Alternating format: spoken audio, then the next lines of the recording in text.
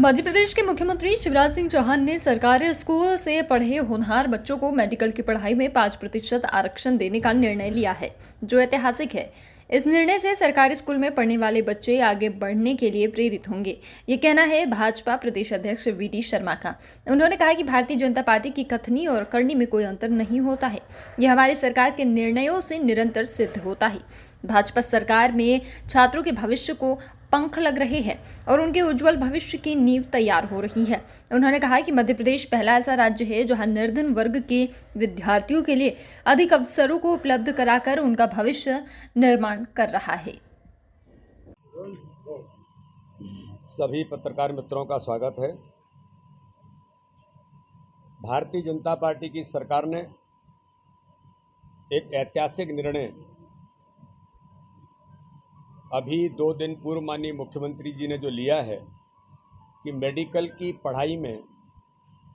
5% उन बच्चों को रिजर्वेशन देना जो सरकारी स्कूल में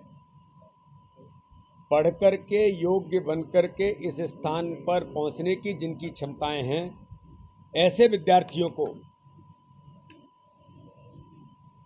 जो 5% सीटों का आरक्षण मेडिकल की पढ़ाई में दिया है, इसके लिए मैं माननीय मुख्यमंत्री जी का, हमारी सरकार का बहुत हृदय से अभिनंदन करता हूं, बहुत बहुत स्वागत करता हूं। ये एक ऐतिहासिक निर्णय इसलिए है कि सरकारी स्कूलों में बच्चों को पढ़ाई के लिए प्रेरित करने का उद्देश्य तो है ही, लेकिन जो सामान्य विद्यार्थी होता है, सामान्य स्रोतों पर पढ़ाई करने वाले जो विद्यार्थी होते हैं, वो सरकारी स्कूल में पढ़ कर के निकलते हैं तो उनका जो टैलेंट है, उस टैलेंट का सम्मान करते हुए माननीय मुख्यमंत्री जी ने इस दिशा में जो व्यापक कदम उठाया और जो कहा, उसको इम्प्लीमेंट करने का काम हमारी सरकार ने किया है। हम जो कहते हैं, हमारी सरकार उस काम को प्रत्यक्ष करती है, आश्वासन देकर के मुकरती नहीं है। इसलिए आज मैं इस बात के लिए माननीय मुख्यमंत्री जी का धन्यवाद करता हूं। भाजपा सरकार में छात्रों के भविष्य को जो उड़ान भरने के, पंख लगने का जो प्रयास हमारी सरकार ने लगातार किया है, इस दिशा में ये भी एक बड़ा कदम, विद्यार्थियों के उज्जवल भविष्य की नींव तैयार करने का काम हमारी सरकार ने मध्य प्रदेश के अंदर किया है। मेडिकल की पढ़ाई को माननीय प्रधानमंत्री मोदी जी के उस विजनरी व्यक्तित्व ने देश की नई शिक्षा नीति, आज़ादी के 75 वर्षों में हम लोग आंदोलन करते थे कि